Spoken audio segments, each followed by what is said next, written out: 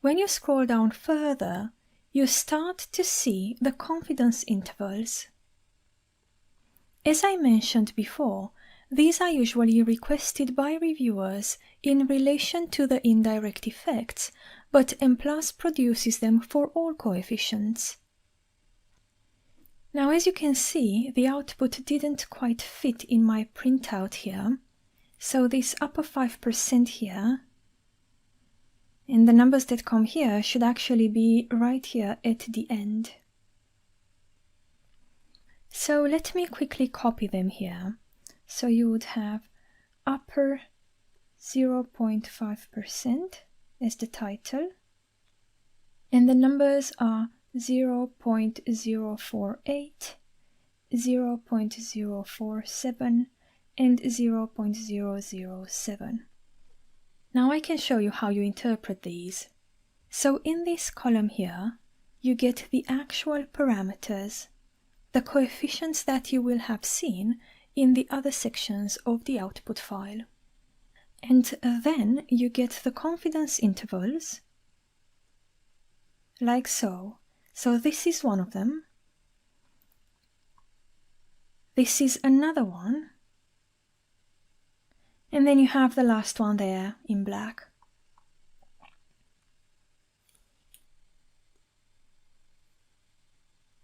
The confidence interval that I marked in red refers to the 90% confidence interval.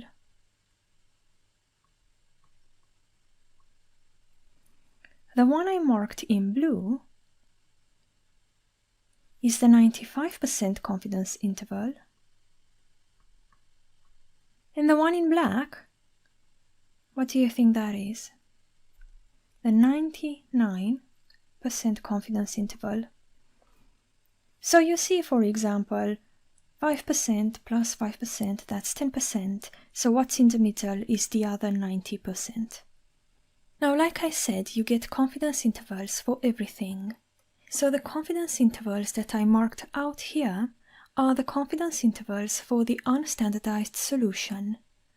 Then you get the same for the standardized solution.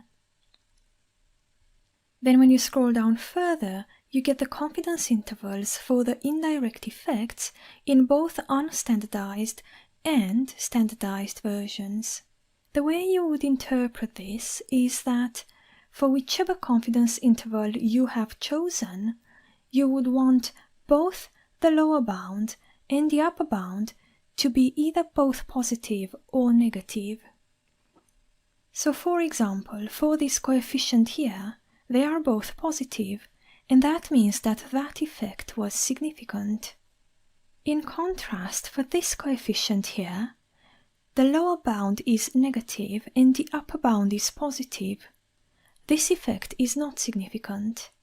And if you scroll up to the actual solution, you will see that as well. In general, if the p-value of the actual coefficient is significant, you will have both the lower bound and the upper bound with the same valence, either both positive or both negative.